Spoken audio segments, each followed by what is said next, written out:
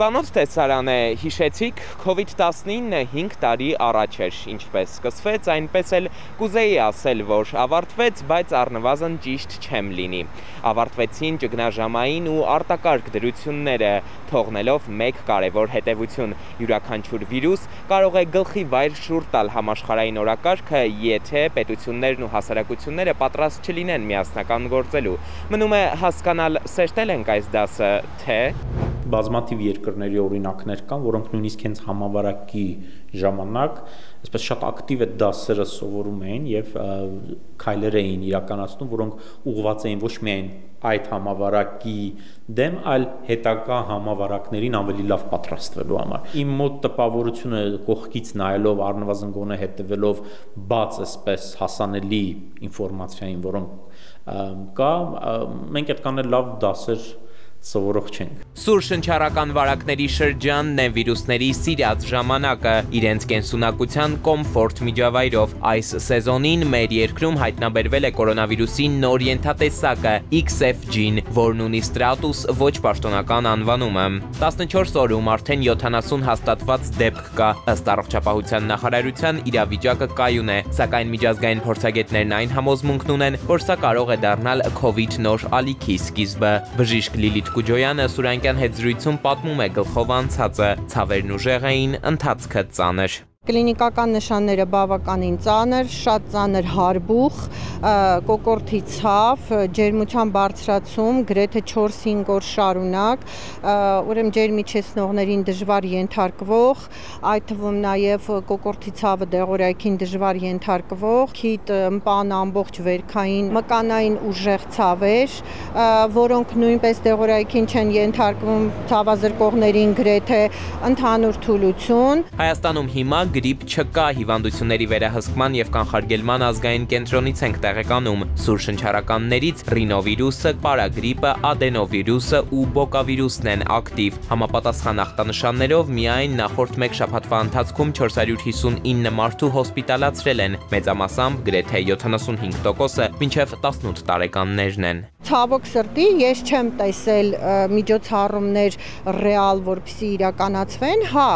իհարկե հրապարակվեցին տվյալներ, որ ձեռք են բերվել պատվաստանյութեր եւ խրախուսվում է պատվաստվել վիրուսից խուսափելու համար, բայց եկեք վերցնենք ուրեմն թիրախային խմբերը, հա, մինչեւ 5 տարեկան երեխաները, հղիները, 65 տարեկանից բարձրները եւ քրոնիկական հիվանդություններ ունեցողները։ Ու աշխատանքը, որ կատարվի թեկուզ թիրախային խմբերի հետ, որ պետք է կանխարգելել թեկուզ նույն պատվաստվելով, ասենք աշխատանք չի տարվում։ Իսկ աշխատանքը պետք է տարվի շատ ուղիղ, շատ կետային ու շատ թիրախային։ Ամեն դեպքում մենք մշտապես ուրեմն իրազեկում ենք մեր բնակչությանը բոլոր այդ ուղղությամբ զարգացումների մասին, խորհուրդներ ենք տալիս։ Այստեղ խնդիրը նաև այնա, որ մարդիկ լսեն եւ ուրեմն անսան մեր կոչերին։ Պետք է լինել ակտիվ, այսինքն այն ինչ որ անում եք, կազմակերպում եք, պայքարի միջոցները պետք է իրականացվեն ակտիվ ճանապարհով։ Օրինակի համար, եթե մենք ուզում ենք թիրախային մի խումբը, երեխաները նախադպրոցական եւ դպրոցական տարիքի իրենց պաշտպանենք եւ ունենք պատվաստանյութեր, մենք պետք է գնանք դպրոցներ եւ պատվաստենք երեխաներին կամ գնանք մանկապարտեզներ եւ պատվաստենք երեխաներին, ոնց որ ժամանակին շատ տարիներ առաջ, հատկապես սովետական միությունում արվում էր, այլ ոչ թե հույսը դնել ծնողների կամ ընդհանրապես մարդկանց այսպես հասուն մտքի վրա։ Գրիպի վիրուսները ամեն տարի տարբեր բանով են տարածվում։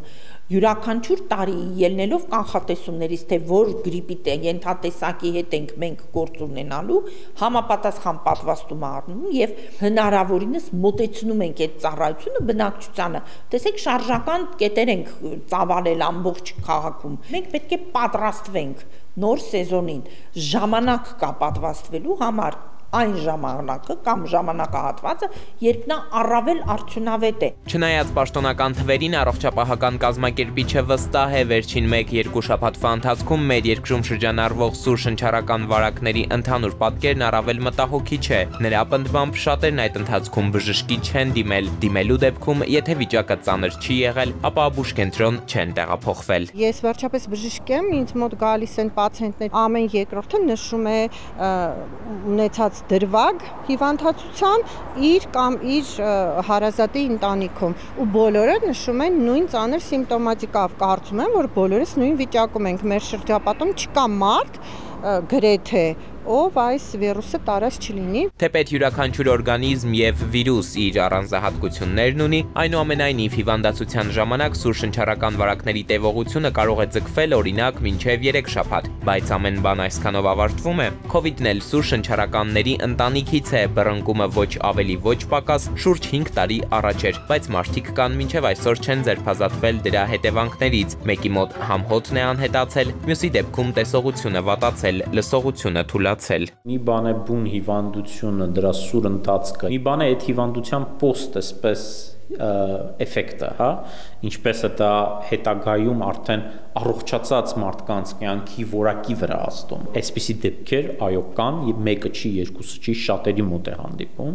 եւ բնականաբար դա ազդում է կյանքի որակի վրա։ Գիտականորեն արդեն հաստատում կա, գործ ունենք նաեւ long կամ post-covid սինդրոմի հետ։ Վիրուսն օրգանիզմից դուրս է եկել, բայց դրա ազդեցությունները, հետևանքները դեռ կան, ընդ որում բոլոր հիվանդացածների մինչև 20%-ը ռիսկի խմբում են, բայց մասնագետներն ասում են, սա էլ դեռ կփոխվի, թեպետ օրինակ համն ու հոտը գուցե էլ երբեք հետ չգան, օրգանիզմից է կախված։ Հիմա մենք տեսնում ենք, որ մենք ունենք այդ հետևանքները, հա, սկսած նրանից, որ մարդկանց մոտ հիմնականում բավականաչափ իջած է իմունիտետը, այսինքն դիմադրողականությունը, ավելի ընկալունակ են վիրուսների հանդեպ, կլինի դա COVID թե ինչ վիրուս ուզում լինի, վերջացրած նրանով, որ սիրտանոթային հիվանդություններ ունեցողների մոտ բավականին քրոնիկ ընթացք է գնացել, նույնը շաքարային դիաբետը։ Հարց է առաջանում, չէ՞, իսկ այլ հիվանդություն ունեցող մարդիկ, որոնք բժշկական օգնության կարիք ունեին։ Իրենց մոտ ինչ խնդիրներ առաջացան միայն այն պատճառով, որ հոսպիտալները գերծանրաբեռնված էին